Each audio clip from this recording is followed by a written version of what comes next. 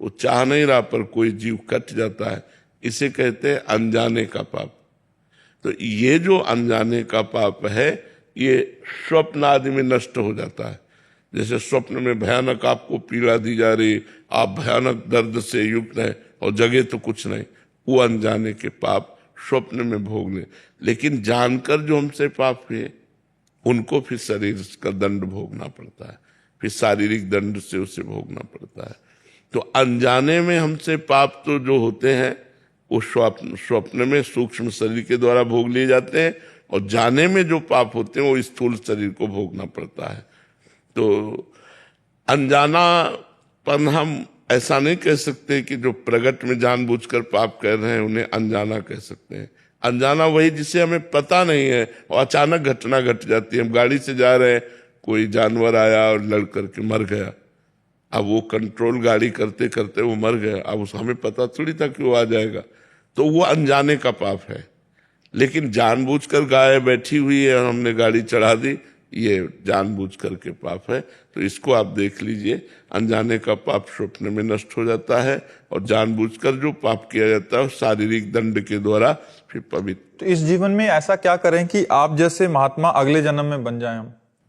भगवान का नाम जप करो, भगवान के नाम जप से है।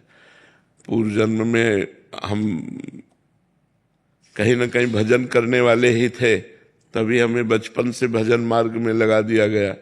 13 वर्ष की अवस्था थी, उसी अवस्था, उसके पहले भी हम चालीसा पढ़ते थे, छोटे थे, बच्चे थे तब छोटे चालीसा और भगवान में शुरू से हमें याद है। जब जितनी हमारी स्मृति है कि हमें बचपन से भगवान से अपनापन था, और एक भयानक पीड़ा थी कि मुझे भगवत प्राप्ति होनी चाहिए। तो पूर्व का भजन था, तभी तो ऐसा था। हमें किसी ने सिखाया नहीं है कि सत्संग मिला हो, सत्संग के बाद हमें ज्ञान हुआ हो, फिर हम बाबा जी बने हो, ऐसा नहीं। हमें आकर्षित किया गया है, मतलब पूर्व जन्म का भजन ही हमको भगवान के मार्ग में लगाया। तो अगर हम इस जन्म में भजन करें तो इसी जन्म में भगवत प्राप्ति हो जाएगी, अगर नहीं हुई तो अगले जन्म में फिर ऐसा अवसर मिल सकता है, ऐसा अवसर मिल सकता है। पर भजन करना पड़ेगा, भजन से ही ऐसा हो सकता है, भजन के बिना ऐसा नहीं। डॉक्टर अपेक्षा जी। राधे राधे। राधे राधे महाराज जी। महाराज जी, आप कह रहे हैं कि जैसे हमें मोक्ष की प्राप्ति करनी है और हम किसी भगवान की विग्रह से प्रीति कर लेते हैं या उनके प्रति राग उत्पन्न हो जाता है, तो फिर ये कहीं मोक्ष में बाधा तो नहीं बन पाएगा? अरे नहीं नहीं नहीं नहीं, भगवान से प्रेम कहीं बाधा पहुंचा सकता है?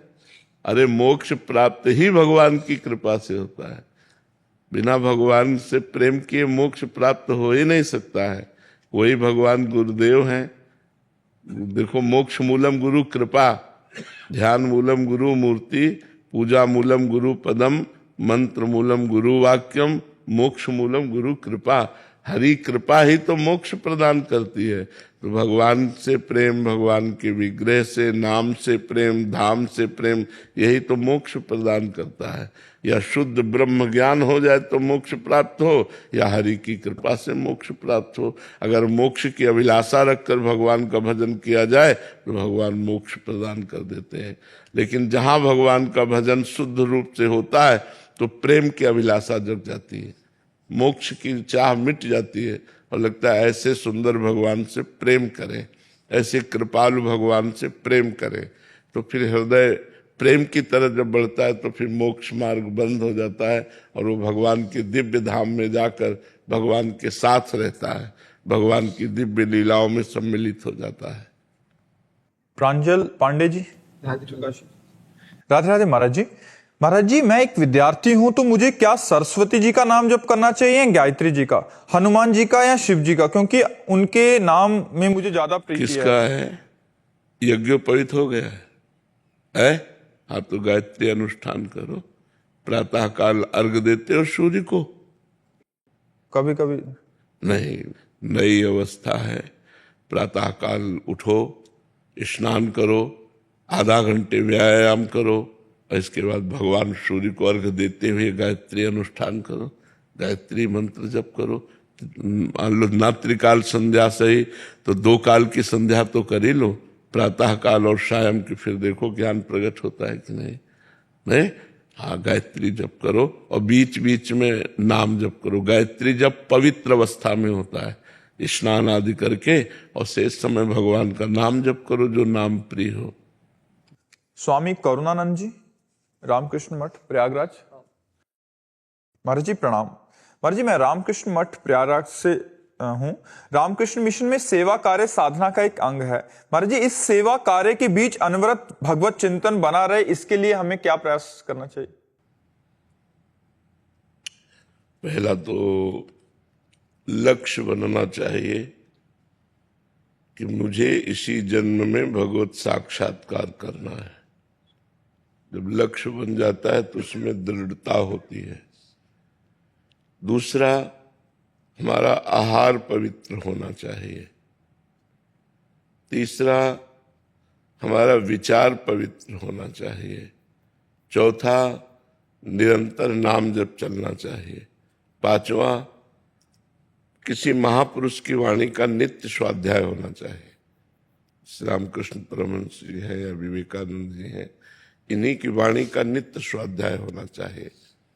विचार शुद्धि में ये ध्यान रखना है कि जैसे रामकृष्ण मिशन में सेवा मिशन है, तो इसमें मरीज आते रहते हैं, तो इनमें भगवत भावना मरीजों में करते हुए और उनकी जो सेवा अच्छे से अच्छे हो सके, दवा डॉक्टर आदि की सुविधा जुटाना और उनकी सेवा करवाना, और वो सब सेवा भगवान को समर्पित कर देना, और निरंतर नाम जपने का अभ्यास करना। यदि हम निरंतर नाम जप करेंगे तो हमारी वृत्ति भगवदाकार हो जाएगी। भगवत जैसे जैसे भजन बढ़ता है वैसे वैसे वैराग्य बढ़ता है। जैसे जैसे वैराग्य बढ़ता है वैसे वैसे शुद्ध ज्ञान होता है, और शुद्ध ज्ञान के द्वारा ही माया का नाश करके, अविद्या का नाश करके जीव आत्मबोध प्राप्त करता है। आत्मस्वरूप का बोध ही मोक्ष पद प्रदान करता है। तो हमारा लक्ष्य होना चाहिए भगवत प्राप्ति या मोक्ष। तब हमारे अंदर वो प्रबलता आती है भजन की, दृढ़ता आती है भजन की, जो हमारा लक्ष्य निश्चित हो जाए। तो ऐसे ही जब हमारा लक्ष्य भगवत प्राप्ति हो जाता है तो हमारा मन और इंद्रिय जो भोगों की तरफ जा रहे हैं, यही सबसे बड़ा विघ्न है। साधक का सबसे बड़ा विघ्न है इंद्रिय और मन का भोगों की तरफ जाना। अगर कहीं भोगों को भोगने लगा तब तो साधना ही नहीं रह गई। फिर किस बात का साधक? वो तो मनोरंजन कर रहा है माया में। जो इंद्रिय और मन को अपने अधीन करके शास्त्र सदगुरुदेव के बताए हुए साधना मार्ग में बहुत काल तक चलता है, वो सिद्धावस्था को प्राप्त हो पाता है। तो ये ध्यान रखें कि इंद्रिय और मन भोगों में न जाए, निरंतर नाम जप करें, महापुरुषों की वाणियों का स्वाध्याय करें, पवित्र आहार करें और पवित्र विचार रखें, तो सेवा करते हुए भी भगवत प्राप्ति हो जाएगी। समझ पा रहे हैं आप? जी। आशुतोष विक्रम सिंह जी, लखनऊ से। राधा वल्लभ श्री हरिवंश। महाराज जी, महाराज जी, आप हमेशा भगवत प्राप्ति का उल्लेख करते हैं, तो महाराज जी कृपया करके बताएं कि भगवत प्राप्ति का असली अर्थ है क्या? आवागमन से मुक्त होकर के भगवान में लीन हो जाना या भगवान के समीप पहुंच जाना। जैसे अपना मृत्यु लोक है ना, इसमें बड़ा दुख है। ये जन्म मरण, लाभ हानि, सुख दुख, इसमें दुख ही दुख है। जो सुख भी है वो भी दुख रूप है। भगवान का धाम है, जैसे वृंदावन चिदानंद धाम, वैकुंठ धाम, साकेतपुरी धाम, कैलाश धाम। इनमें मरना नहीं है, इनमें बुढ़ापा नहीं है, इनमें रोग नहीं है, इनमें सुख ही सुख है, परम आनंद है। तो हम भजन करके ऐसे लोक में पहुंचे, ऐसे धाम में पहुंचे जहाँ ऐसा नाशवान शरीर न मिले, अविनाशी शरीर मिले, और दिव्य भगवान के नाम रूप लीला गुण का आनंद लेते हुए वहाँ जीवन हम अनंत काल तक व्यतीत करें। एक तो ये है साकार उपासना, और निराकार उपासना में भगवान में समा जाना, लीन हो जाना, मोक्ष हो जाना, अपना अस्तित्व मिट जाना, ये होता है। तो ये जरूरी है। अगर नहीं करते तो फिर बहुत कीट पतंगा, पशु पक्षी 84 लाख योनियां हैं, इन योनियों में हमें जाना पड़ेगा। आज हमें कोई परेशानी तो हम डॉक्टर को दिखा सकते हैं, लेकिन पशु पक्षी योनियों में हम डॉक्टर को तो नहीं दिखा सकते। अच्छा, मरना निश्चित है, पता नहीं जवानी में मर जाए, और मर गए तो मनुष्य जीवन में कर क्या पाए। अगर नाम जप नहीं किया, अच्छे कर्म नहीं किए, तो फिर हमें 84 लाख योनियों में भटकना पड़ेगा। इसलिए हम सबसे प्रार्थना करते हैं, क्योंकि सब कोई भगवत प्राप्ति नहीं कर सकता। अधिकार है, कर सकता है, पर रुचि नहीं है। भोगों में इतनी रुचि हो गई है कि अगर भगवान भी चाहे तो वो उसको भोग दे दे, वो याचना करेगा, वो भगवान से नहीं मांगेगा कि आप मिल जाओ या मेरा मोक्ष हो जाए। ऐसे बहुत कम लोग होते हैं जो भगवान के मार्ग में चलकर भगवान को प्राप्त करना चाहते हैं। देखो कितने लोग एकांतिक में आए हो, आप विचार कीजिए। बहुत कम लोग होते हैं जो अच्छे मार्ग का अनुसरण करते हैं, और गंदे मार्ग का अनुसरण करने वाले लाखों लोग हैं। शराब की पार्टी हो, फिर देख लो आप कितने लोग एकत्रित होते हैं। कोई ऐसी पार्टी हो जिसमें गंदा खान पान, शराब हो, ये सब मनमानी मनोरंजन हो, देखो लाखों की भीड़ हो जाएगी। और भगवान का प्रवचन होना है तो वही आएंगे जिनके अच्छे विचार हैं, जो पवित्र भावना वाले हैं, जो अपना कल्याण चाहते हैं, अपना मंगल चाहते हैं। इसलिए संतों का कार्य है जीव के अंदर भगवत प्राप्ति की जागृति करना कि मुझे भगवान चाहिए, बुरे आचरणों का त्याग करवाकर अच्छे आचरणों में लगाना। इसीलिए हम दो काम ज्यादातर कहते हैं, नाम जप करो और पवित्र आचरण रखो और भगवत प्राप्ति का लक्ष्य बना लो। समझ रहे जी? ईशा जी लखनऊ से। राधे राधे राधे महाराज जी। महाराज जी, व्यतिरेक पद्धति के अनुसार ब्रह्म सत्यम जगन मिथ्या, तो फिर जगत में रहते हुए लोक व्यवहार सीख के अनुसार आचरण करना सीखना क्यों आवश्यक है? क्योंकि हमें एक नाटक मिला है ना। नाटक भी तो मिथ्या होता है। जो नाटक होता है, मान लो जैसे फिल्म है कोई या कोई नाटक होता है, तो वो भी तो झूठा होता है, लेकिन उसमें रोल परफेक्ट किया जाता है कि नहीं किया जाता? परफेक्ट रोल नहीं होगा तो निकाल दिए जाओगे। तो इस जगत नाटक में तुम्हें एक परफेक्ट रोल करना है। पर हम तो इसी को असली मान के ही चल रहे हैं। इसीलिए तो दुर्गति हो जाती है, इसीलिए दुर्गति हो जाती है। इसके डायरेक्टर हैं भगवान। आपको रोल दिया है, किसी को पत्नी का रोल दिया, बहन का रोल दिया, माँ का रोल दिया, बहुत से रोल दिए हैं। तो जो जो जहां जैसा हमें रोल मिला है, स्वांग मिला है, वैसा हम परफेक्ट करें तो हमें डायरेक्टर की प्रसन्नता प्राप्त हो जाएगी, और वो हमको इस रोल से बाहर कर देगा, अपने साथ रख लेगा, अपनी दिव्य लीला में ले जाएगा, दिव्य आनंद में ले जाएगा। तो हमको यहाँ रोल करना ही पड़ेगा। झूठा है पर हमको रोल करना पड़ेगा। जो स्वांग मिला है, जो नाटक मिला है, पति का नाटक, भाई का नाटक, गुरु का नाटक, शिष्य का नाटक, जो नाटक मिला है उसमें परफेक्ट आप रोल अदा कीजिए तो भगवान प्रसन्न हो जाएंगे। जगत नाटक वैभवः, गोपाल शास्त्र नाम में एक भगवान का नाम आता है, जगन नाटक वैभवः। ये जगत रूपी नाटक का वैभव वो स्वयं प्रकाशित किए हुए हैं। तो तुम्हें जो नाटक मिला है, जो रोल मिला है, वैसा कीजिए। उसको अगर ठीक से निभा ले गए तो बढ़िया, अगर गलत कर गए तो फिर नरक आदि की प्राप्ति होगी। वीना पंडित जी पुणे से। राधे राधे। राधे राधे महाराज जी।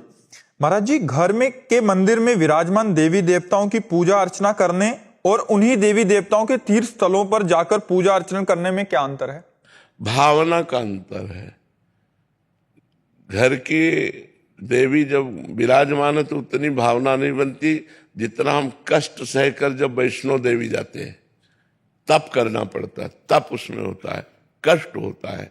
आप पहाड़ पे चढ़ करके धक्का मुक्का खा के और नाना प्रकार के श्रम कष्ट सहकर जब गए तो आपकी भावना बनी। वो भावना घर में नहीं बनेगी। जैसे आप ठाकुर जी विराजमान कर लो घर में, तो वही मुरली मनोहर ललित त्रिभंगी ठाकुर जी घर में विराजमान है, वही बिहारी जी विराजमान है। जब आप चल के पैसा लगा करके और यहाँ वृंदावन आए और यहाँ जब दर्शन करेंगे तो आपके भाव कुछ और हो जाएंगे। और दूसरी बात है कि घर में उतनी पवित्रता नहीं है, जितनी धाम में पवित्रता है।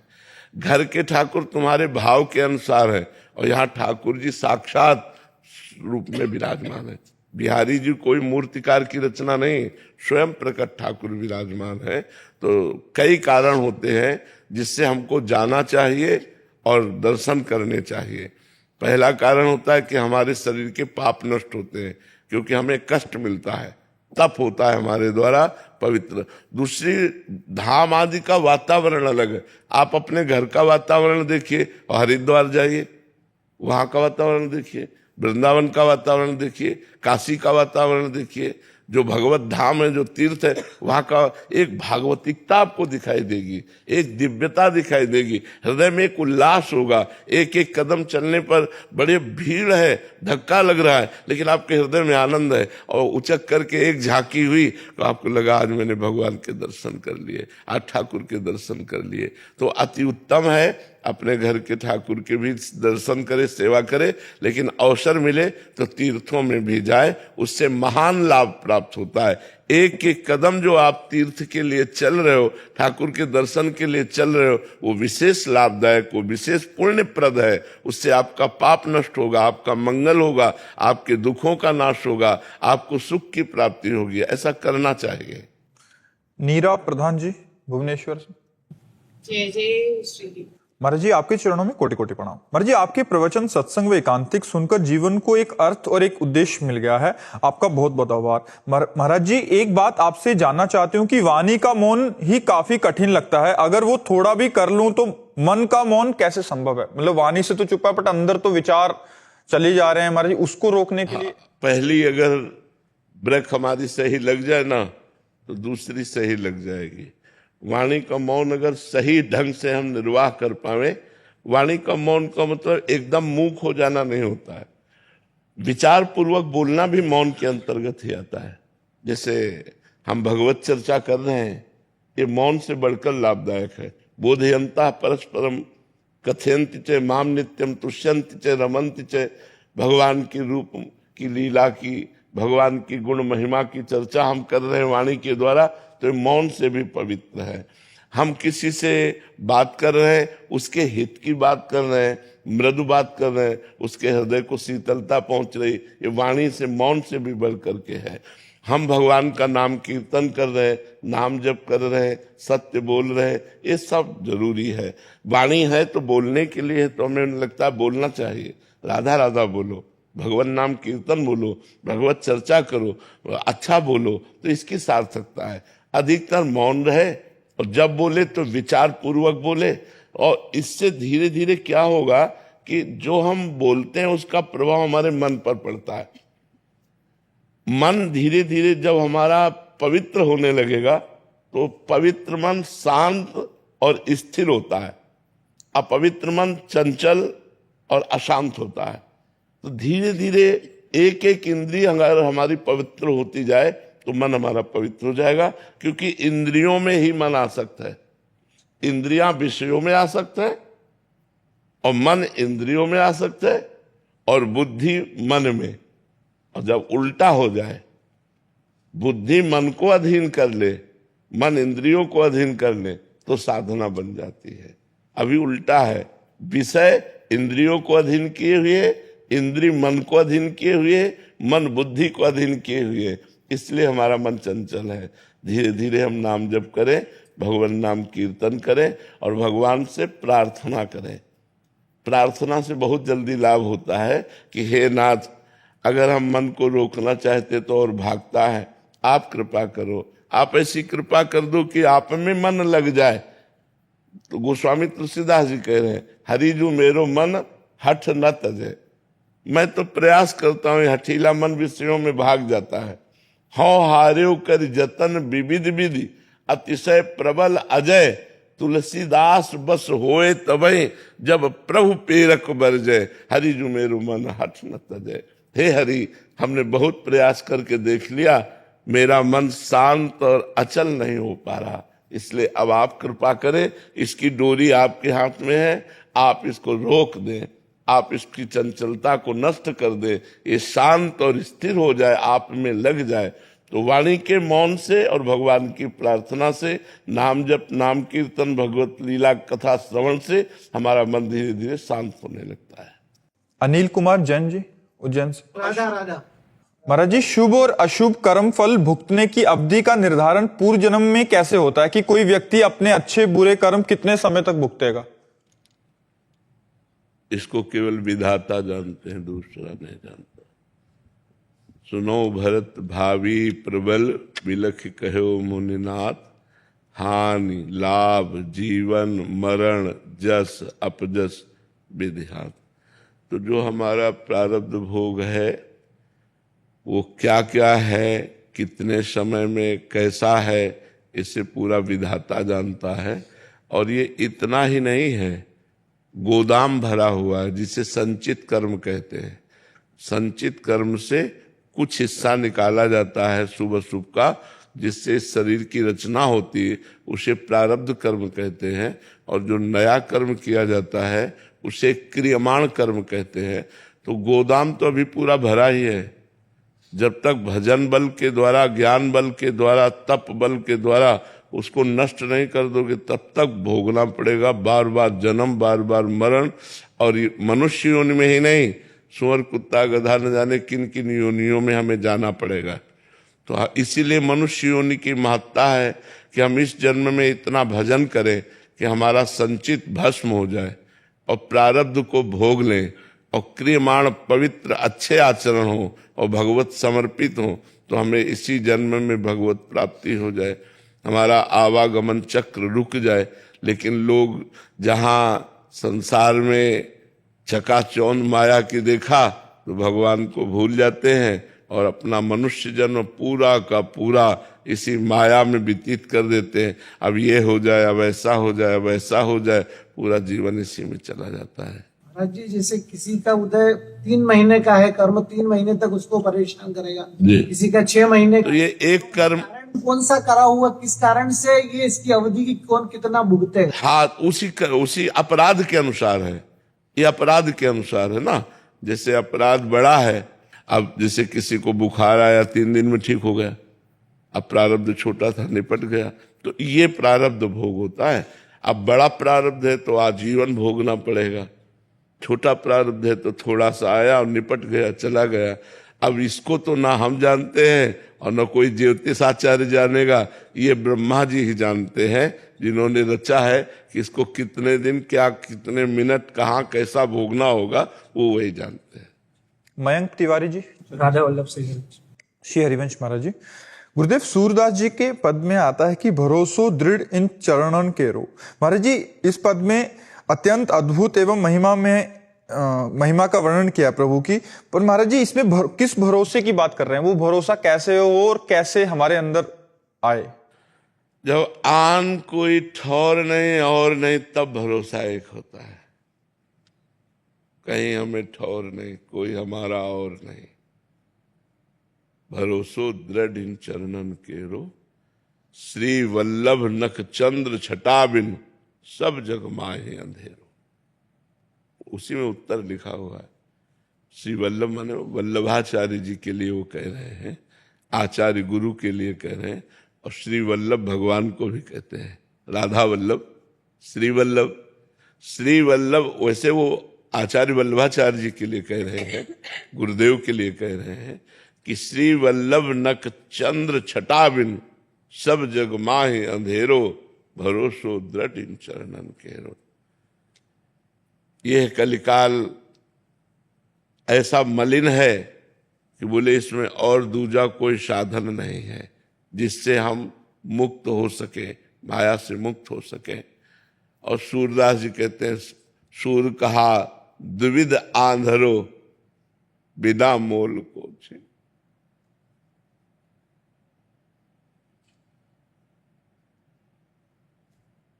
भगवान में बिक जाना, कोई कामना ना होना, भगवान के सिवा हमारा कोई है नहीं, ऐसा इन महापुरुषों ने जो भगवान को प्यार किया वो हम लोग जान ही नहीं सकते, क्योंकि मायाकृत मलिन मन है और वो निरंतर देखो शब्द देखो, कह रहे सूरदास दुविधा धरो, बाहर से तो अंधा हो, अंदर से भी अंधा हो, मेरे तो और कोई साधन ही नहीं। जिसका भाव बड़ा गंभीर भाव है, सूरदास दुविधा धरो, बाहर से आंखें तो पहले से जन्म से ही अंधा हूं, और अंदर ज्ञान की आंखें भी नहीं है, दोनों तरह से अंधा हूं। मैं तो बिना मोल का बिका हुआ आपका दास हूं। सूरदास दुविधा धरो, बिना मोल को चेरो, भरोसो दृढ़ इन चरण के। हमारे कोई और साधन नहीं, केवल आपके चरणों का भरोसा, हमारा कोई और नहीं प्रभु, केवल आपके सिवा और कोई नहीं। जब ये भाव होता है तो दृढ़ भरोसा भगवान में, बस यही साधना का फल है, भगवान में दृढ़ भरोसा हो जाना। जैसे हमारे यहाँ हरिराम व्यास जी कह रहे हैं, काहू के बल भजन को, काहू के आचार, व्यास भरोसे कुंवर के, श्री जी के भरोसे, व्यास भरोसे कुंवर के, सोवत पांव पसार। अब हम तो लाडली के भरोसे होकर निश्चिंत हो रहे हैं। किसी को भजन का बल है, किसी को पवित्र जितेंद्रियता का, पवित्रता का बल है, हमें तो श्री लाडली जी के गोरे चरणारविंद का बल है। ये भक्ति की चरम अवस्था है। जब भगवान के सिवा कोई अपना नहीं होता तो वो जो आनंद होता है उसका वर्णन वाणी के द्वारा नहीं होता। भरोसो दृढ़ इन चरणन के, जैसे गोस्वामी तुलसीदास जी कह रहे, एक भरोसो एक बल, एक आस विश्वास, एक राम घनश्याम हित। चातक तुलसीदास, जैसे चातक स्वाति के बूंद के सिवा और कोई जबान पर अपना पानी नहीं रख सकता, चाहे मर जाए, ऐसे ही अपने इष्ट के नाम, इष्ट के रूप, इष्ट के आश्रय में जो है उसका दृढ़ भरोसा हो जाता है। ये सिद्ध पुरुषों की बात है। भरोसा दृढ़ हो जाना मतलब सिद्ध हो गया, यही तो सब खास बात है। हमें प्रभु पर विश्वास नहीं है, प्रभु से भरोसा दृढ़ नहीं है। अगर दृढ़ भरोसा हो गया तो भगवान दास बन जाते हैं। देखो ना, जितने भरोसे वाले बड़े बड़े भक्त हुए, भगवान उनकी सेवकाई में लग गए, भगवान उनके सेवक बन गए।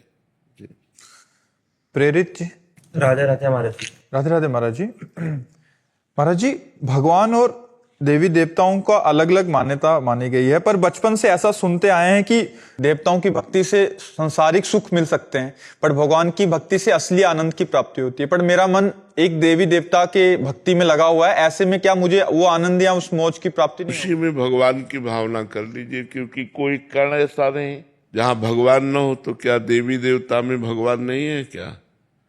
जब हम चराचर जगत में भगवान देख सकते हैं तो देवी देवता में भी भगवान देख सकते हैं। यदि हमारे अंदर ये भावना आ जाए कि ये देवता साक्षात भगवान है तो आनंद की प्राप्ति होने लगेगी। किसी भी देवता या किसी भी देवी में यदि हमारा भगवत भाव हो जाए, जैसे रामकृष्ण परमहंस जी ने माँ काली में ही भगवान का भाव कर लिया कि परब्रह्म परमात्मा ही माँ काली के रूप में, तो सब साक्षात्कार हो गया, सब कुछ प्राप्त हो गया।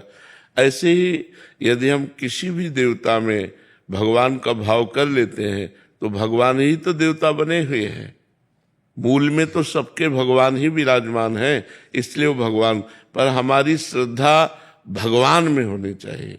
जैसे हम सूर्य भगवान, चंद्र भगवान, इंद्र भगवान, हम भगवान में लाए कि ये स्वयं भगवान इंद्र बने हुए हैं, स्वयं भगवान चंद्र बने हुए हैं, स्वयं भगवान सूर्य बने हुए हैं, स्वयं भगवान ही गणपति बने हुए हैं, स्वयं भगवान ही समस्त देवी देवताओं के रूप में। ऐसी हम भावना करें तो भगवत प्राप्ति हो जाएगी। हमारे इसमें जैसे नाकोड़ा, भैरव, माणिभद्र, वीर ऐसे देवी देवताओं को हम पूजते हैं और तीर्थंकरों से बताते हैं कि उनको पूजने से ही मोक्ष होता है। उनमें भगवान की भावना के बिना, तो फिर अगर देवी देवताओं को भगवान की भावना के बिना पूजोगे तो वो मोक्ष नहीं प्रदान कर सकते। मोक्ष प्रदान करने का अधिकार या परमानंद प्रदान करने का अधिकार सिर्फ भगवान श्री हरि और भगवान शंकर को है, दूसरे को नहीं है। श्री हरि और भगवान शंकर ही मोक्ष और परमानंद प्रदान कर सकते हैं, और समस्त जितने भी देवता आदि हैं ये एक सीमा तक आपको सुख दे सकते हैं, लौकिक, परमानंद नहीं।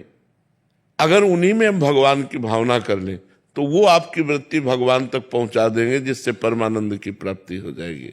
भगवान की प्राप्ति तो देखो एक भूत से हो गई तुलसीदास जी को। काशी में गंगा पार करके शौच जाते थे तो जो शौच का बचा हुआ पानी होता था ऐसे फेंक देते थे, और उस पेड़ पर एक प्रेत रहता था, और प्रेत अपवित्र पानी पीता है, तो कई दिन पीने के बाद वो तृप्त हुआ और प्रकट हो गया। तुलसीदास जी से कहा कि अब आप जो चाहो हमसे मांग लो। तो उन्होंने कहा आप कौन हो? उन्होंने कहा मैं प्रेत हूं। तो बोले मैंने तो आपकी आराधना की नहीं। तो उन्होंने कहा आराधना नहीं हुई, पर अनजाने में आराधना हो गई।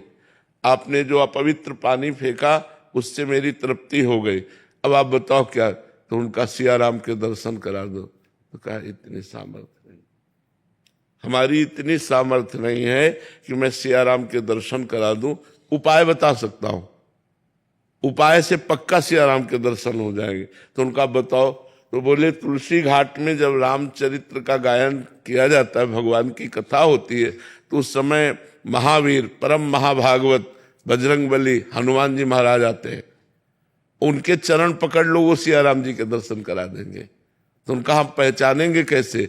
बोले सबसे पहले आते हैं और सबसे बाद के जाते हैं, और मलिन वस्त्र होता है, वृद्ध स्वरूप होता है। तुलसीदास जी उस दिन गए तो जे ही कथा शुरू तो सबसे पहले आकर हनुमान जी महाराज बैठ गए, मलिन कपड़ा पहने ऐसे वृद्ध रूप में। तुलसीदास जी दृष्टि रखते रहे, और जब सब चले गए तो हम प्रणाम करके वो चले, जो ही चले सो पीछे लगे तो भागे हो।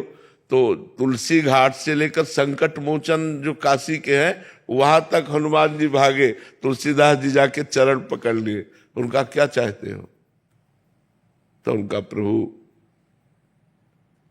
इतने दिन हो गए भजन करते हुए, मैं अपने प्रभु को देखना चाहता हूं, कैसे हैं मेरे सियाराम जी। तो उनका यहाँ काशी में नहीं, चित्रकूट में चलो। तो फिर हनुमान जी की कृपा से श्री लक्ष्मण जी और श्री राम जी का साक्षात्कार चित्रकूट में श्री तुलसीदास जी को हुआ, पर मूल प्रेरक प्रेत हुआ। तो अगर हम श्रद्धा और भावना भगवान की करें तो जब प्रेत भगवत साक्षात्कार करा सकता है, कारण तो बनाना, तो ऐसे कोई भी देवी देवता हो वो हमें तत्काल भगवान से जोड़ करके हमारा काम बना देगा। तो हम ईमानदारी से, संपूर्ण भावना से, भगवत भावना से यदि सेवा करें तो कहीं भी सेवा करें वो भगवान को ही पहुंचती है, क्योंकि मूल में सबके भगवान विराजमान है। जी। जगन्नाथ अरोड़ा जी हरियाणा से। मेरे सिपाही की शरीर की जय। महाराज जी आपके चरणों में कोटि कोटि प्रणाम। महाराज जी परमार्थ, पुरुषार्थ व प्रतीक्षा तीनों का संतुलन कैसे बनाएं ताकि अपने साधक जीवन व सांसारिक कर्तव्यों का अच्छे से पालन कर पाएं और तीनों को करते हुए प्रमाद ना आए? प्रतीक्षा का तात्पर्य क्या आप ले रहे?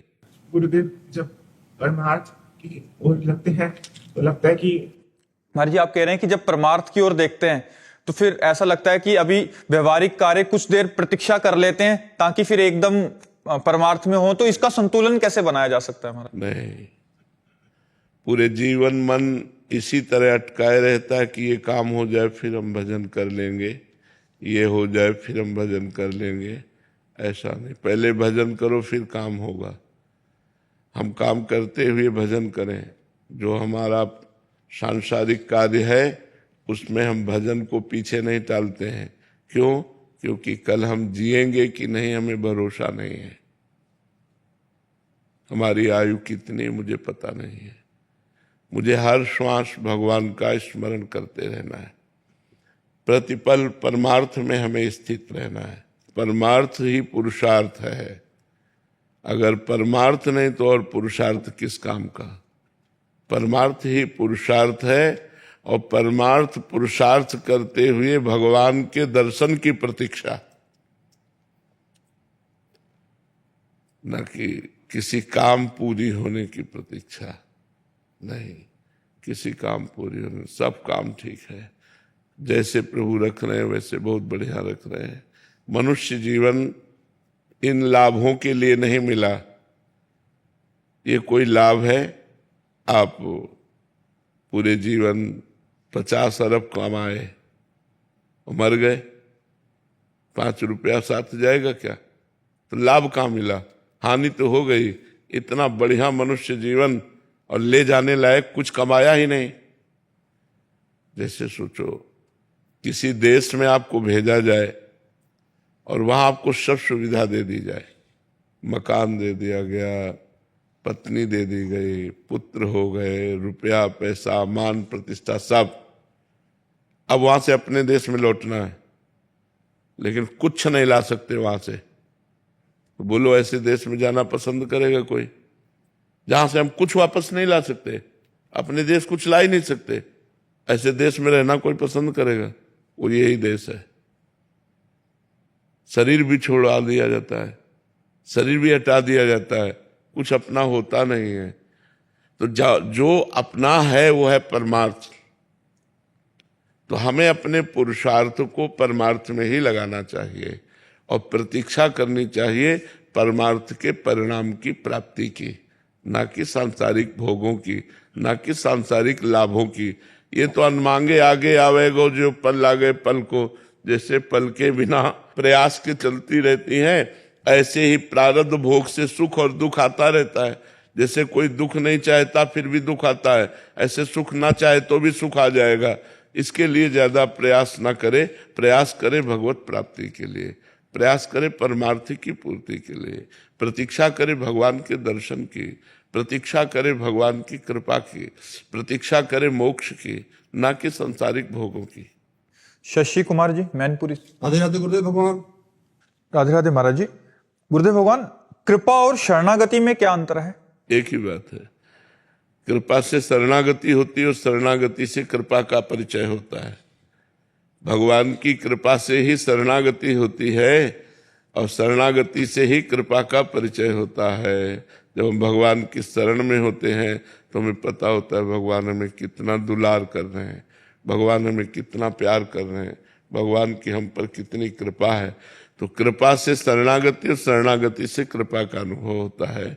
भगवान बड़े कृपालु हैं, ये बात शरणागति से ही अनुभव में आता है। कशिश जी, दिल्ली से। राधे राधे महाराज जी। गुरुदेव भगवान, भगवान, संतजन, संतवाणी, शास्त्र वचन पर साधक का विश्वास दिन प्रतिदिन बढ़ता जाए, इसके लिए साधक को क्या प्रयास? नाम जप करना चाहिए। नाम जप करने से हृदय पवित्र होता है, पवित्र हृदय में पवित्र श्रद्धा और दृढ़ विश्वास होता है। वो पवित्र श्रद्धा और दृढ़ विश्वास जब संत वाणी और शास्त्र में हो जाती है तो उसका परमार्थ पुष्ट होने लगता है, और परमार्थ पुष्ट होता है तो भगवत प्राप्ति हो जाती है। संत वाणी से ही भगवत प्राप्ति होती है। अगर संत वाणी और भगवत वाणी का श्रद्धा विश्वास पूर्वक सेवन न किया जाए तो फिर भगवत प्राप्ति हो ही नहीं सकती, क्योंकि यही मार्ग बताते हैं। जब मार्ग में नहीं चलेंगे तो भगवत प्राप्ति कैसे हो पाएगी? तो संत वाणी और शास्त्र पर प्रगाढ़ श्रद्धा और दृढ़ विश्वास होना ही भगवत प्राप्ति का लक्षण है कि भगवत प्राप्ति कर लेगा। भवानी शंकरो वंदे श्रद्धा विश्वास रूपिणो याभ्याम बिना न पश्यन्ति सिद्धा स्वांता स्थमीश्वरम। बिना श्रद्धा विश्वास के हृदय में विराजमान परमात्मा है, पर कहाँ अनुभव हो रहा है? तो हम संत और शास्त्र पर पूर्ण श्रद्धा और विश्वास कर पावे, इसके लिए हमें खूब नाम जप करना चाहिए। नाम जप करने से हृदय पवित्र हो जाता है। नीतीश पंडित जी, पुणे से। राधे राधे महाराज जी। महाराज जी, आत्मा मृत्यु के बाद क्या अनुभव करती है? अगला जन्म कैसे तय होता है? इस प्रक्रिया को तय करने वाली नियमावली क्या है महाराज जी? वैसे जो आत्मा है इन सब बातों से एकदम अलग है, उनका इससे कोई तात्पर्य नहीं। कभी जन्म मरण न आत्मा का होता है, न होगा, न है। आत्मा निर्लेप निर्विकार सच्चिदानंद स्वरूप है। ये सूक्ष्म शरीर को होता है। जो मन है जो बुद्धि है, जो चित्त है, अहंकार है, अंतःकरण, चतुष्टय, 5 ज्ञानेंद्रियां, 5 कर्मेंद्रियां, ये जो सूक्ष्म शरीर है इसी को जन्म मरण होता है। आत्मा तो इसमें अहम करके बार बार जो जन्म मरण हो रहा है, उस अहम करके इसमें वो भोक्ता कर्ता भाव से युक्त होने के कारण निर्लेप होने पर भी उसे भोगना पड़ता है। निर्लेप होने पर, निर्विकार होने पर भी उसे भोगना पड़ता है, अंतःकरण पर ममत्व होने के कारण, अहम होने के कारण। पर जन्म मरण जो होता है उस समय, जन्म मरण का मतलब यही समझो जैसे सो गए, गाढ़ निद्रा, यह है मृत्यु, और जगे यह है जन्म। ऐसे जन्म मृत्यु होती रहती, गाढ़ मूर्छा मृत्यु, फिर अगले योनि में पहुंचा, फिर चेतना जागृत हुई, फिर उसमें खेलने कूदने लगा, फिर वैसे सब, फिर गाढ़ मूर्छा, ऐसे बहुत जन्म हो गए। अब हम अपने को सुधार लें। मनुष्य जन्म मिला है जन्म मरण के चक्र को रोककर परमात्मा की प्राप्ति के लिए। अब हम ऐसा भजन करें डटकर कि हम जन्म मृत्यु के चक्र को रोक दें। पर लोग इधर ध्यान ही नहीं दे रहे। इसी जगत की चीजें चाहता है, वो भगवान को नहीं चाहता है, क्योंकि बुद्धि हमारी मलिन हो चुकी है। इसीलिए हम सबसे कहते हैं नाम जप करो। नाम जप करने से जब बुद्धि पवित्र होगी तो सही निर्णय निकलेगा। अभी तो बड़ा धूल पड़ी हुई है बुद्धि पर माया की। जब हम नाम जप करेंगे तब निर्मल बुद्धि सही निर्णय कर पाती है। अभी तो बहुत मलिन बुद्धि है, इसलिए खूब नाम जप करें। ये बात समझ लो, आत्मा का कभी जन्म नहीं होता तो मृत्यु कैसे हो सकती है। आत्मा को कोई दुख नहीं व्यापता। नैनम छिन्दन्ति शस्त्राणि नैनम दहति पावका न चैनम क्लेदयन्त्यापो न शोष्यति मारुता। आत्मा को अस्त्र छेद नहीं सकते, वायु सुखा नहीं सकती, जल गीला नहीं कर सकता। वो अक्लेद्य है, अशोष्य है, अदाय है, वो भगवत स्वरूप है, चिदानंदमय है। पर ऐसा चिदानंदमय होने पर भी वो अंतःकरण में ममत्व रखने के कारण, कर्ता और भोक्ता भाव रखने के कारण वो ना जन्मने पर भी जन्मता है, ना मरने पर भी मरता है। यही भगवान की माया है। आशा जी हरियाणा से। राधे राधे महाराज जी। महाराज जी, यदि किसी मनुष्य में कोई गुण भक्ति भाव ना हो और जो सदा ही पाप कर्मों में लिप्त हो, तो प्रभु क्या ऐसे मनुष्य को भी भगवत प्राप्ति या संत गुरु रूप में प्राप्त होकर उसे दीक्षा प्रदान कर सकते हैं? सदगुरुदेव की प्राप्ति के लिए क्या प्रयास कर सकता है ऐसा जी? भगवान से प्रार्थना करे और किसी सच्चे संत का संग मिल जाए तो घोर पापी भी महात्मा बन सकता है। भगवान स्वयं कह रहे हैं, अपिचेत सुदुराचारो भजते माम अनन्य भाग साधुरेव समन्तव्य सम्यक व्यवसिता हिसा। घोर दुराचारी हो, सांगोपांग पाप करने वाला हो, अपिचेत सुदुराचारो मतलब खूब सुंदर ढंग से पाप करने वाला। एक होता है कि पाप कर लिया, नहीं, खूब रचपच करके पाप करने वाला हो, घोर पापी, महापापी। अगर वो भी साधु संग से या किसी घटना से प्रेरित होकर के भगवान की शरण में आ जाए तो भगवान कहते हैं मैं उसे साधु बना दूंगा। भगवान कहते हैं अपिचेत सुदुराचारो भजते माम अनन्य भाग साधुरेव समन्तव्य सम्यक व्यवसिता। ऐसा सबको उसे साधु ही मानना चाहिए, क्योंकि वो कल पापी था, आज मेरी शरण में आ गया, अब मैं करूं सत्य ते साधु समाना क्षिप्रम भवति धर्मात्मा। वो बहुत जल्दी धर्मात्मा महात्मा बन जाएगा। तो अवश्य अवश्य घोर पापी भी भगवान की शरण में जाए और खूब डट के भजन शुरू कर दे तो महात्मा बन जाएगा। भगवान उसे महात्मा बना देते हैं। सेहरे की निराली शान निहारो सखी पाहुनवा। धरती पे उतर आया चाँद निहारो सखी पाहुनवा। माथे मंजुल मोर खोर केसर की भाग सुहाए। कमल नयन गजराए चितवन चित चुराए मकराकृत कुंडल का निहारो सखी बाहुनवा मानो धरती पे उतर आया चाँद निहारो सखी बाहुनवा बिना बुलाए संग गुरु के जनकपुरी में आए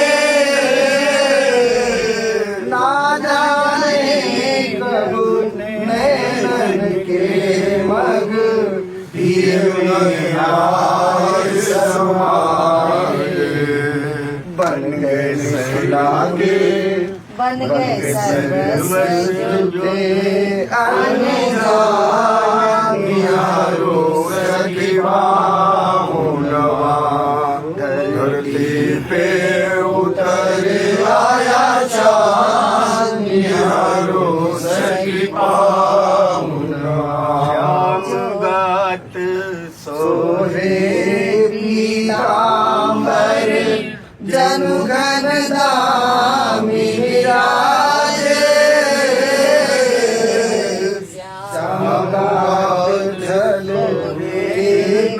पीतांबर जनु घन दामी विराजे कमल नयन कारे कजराए चितवन चित चुराए मिथिला के दुल्हनवा मेहमान निहारो सखी बाहुनवा मानो धरती पे उतर आया चाँद निहारो सखी बाहुनवा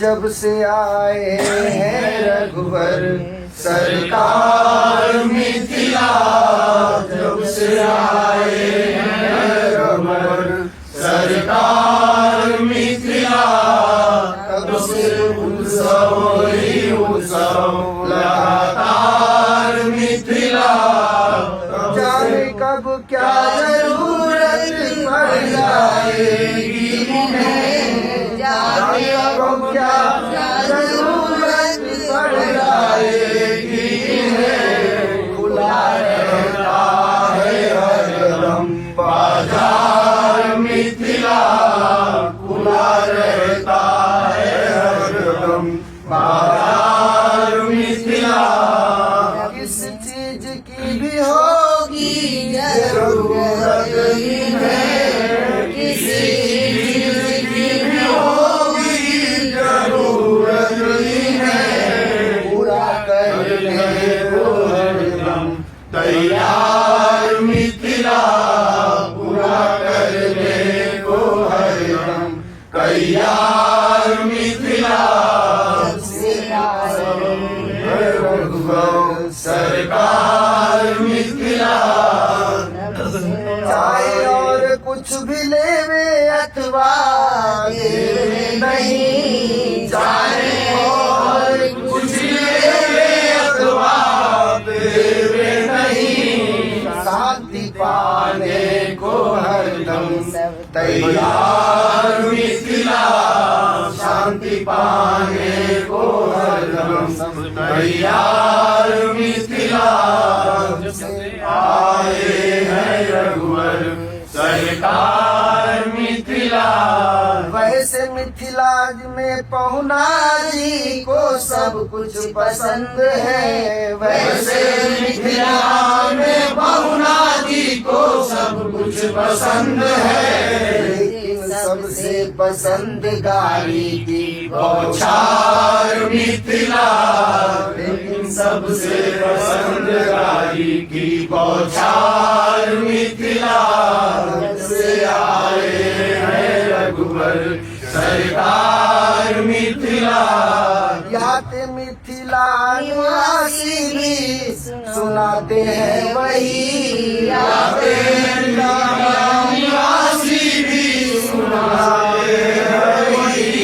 जाते दुल्हा जी उछले बारंबार मिथिला जाते दुल्हा जी उछले बारंबार मिथिला जब से आए हैं रघुबर सरकार मिथिला तब से उत्सव ही उत्सव लगातार मिथिला। सरकार निवेदन का पद है, सुधि मेरी भी लेना गिरधारी, सुधि मेरी भी लेना गिरधारी, गिरधारी तुमने गणिका जामिल को तारा, गिरधारी तुमने गणिका जामिल को तारा, धन्नायो सेना गिरधारी, धन्नायो सेना गिरधारी, गिरधारी अपनी बगिया का कुछ भी बना लो, गिरधारी अपनी बगिया का कुछ भी बना लो, चाहे तोता या मैना गिरधारी, चाहे तोता या मैना गिरधारी, सुधि मेरी भी लेना गिरधारी, सुधि मेरी भी लेना गिरधारी, गिरधारी हम नारायण गुण गायक, गिरधारी हम नारायण गुण गायक, नहीं तुझ बीनु चैना गिरधारी, नहीं तुझ बीनु चैना गिरधारी, गिरधारी जाने श्रवणी में कब तक पड़ेंगे, गिरधारी जाने श्रवणी में कब तक पड़ेंगे, तेरे अमृत से बहना गिरधारी, तेरे अमृत से बहना गिरधारी, सुधि मेरी भी लेना गिरधारी, सुधि मेरी भी लेना गिरधारी। अब टन्ना लगवली कर भोजपुरी में है सरकार। सब भांति मनोहर पियस्य का लगता बड़े नाजों से पाला है, कुछ कसर अगर तो बस इतनी कि दुल्हा थोड़ा सा काला है। अब टन्ना लगवली करो दरिया और चले नाम हसवली रही बुहरिया कौशल के नाम हसवली, अब तन बिना दुल्हा बाबू रही गई करिया भादो के अमावस्या के रात जस अंधरिया भादो के अमावस्या के ऐसन मान करे दिहती समधिन के गरिया ऐसन मान करे दिहती समधिन के गरिया लहंगा उतारी उनकर पारी देती फरिया लहंगा उतारी उनकर पारी देती फरिया देहती पहिराए उनके छोटी घघरिया है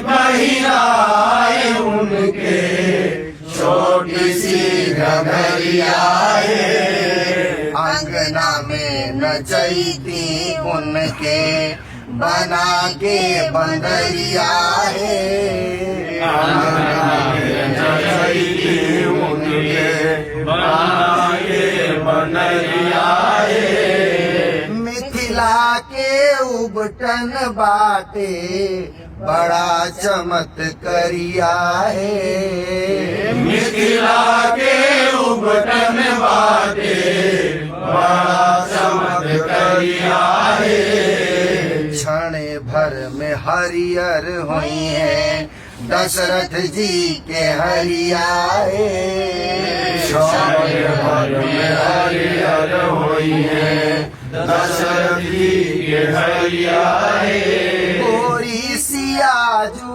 हई जनक के दुलरिया है गोरी सियाजू हई जनक के दुलरिया है दुल्हा के गौर बनई है बैठते कगरिया है दुल्हा के गौर बनई है बैठते कगरिया है ऊपर से उनके चेला बनवले बाबा जी बक्सरिया है उनके चेला बनवले बाबा जी बक्सरिया है पहले से पक्का गुरु पाहुन भितरिया है पहले से पक्का गुरु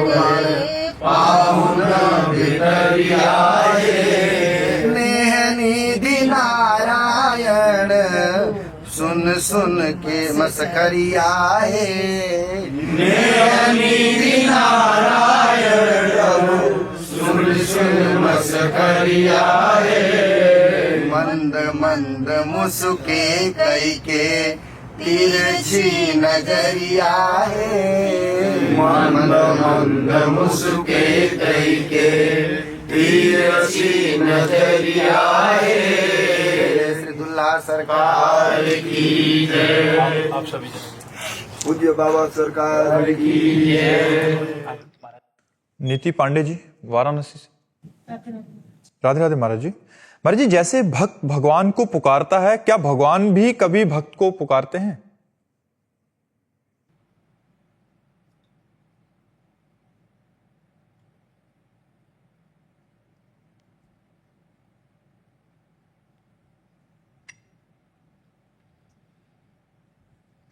भगवान ही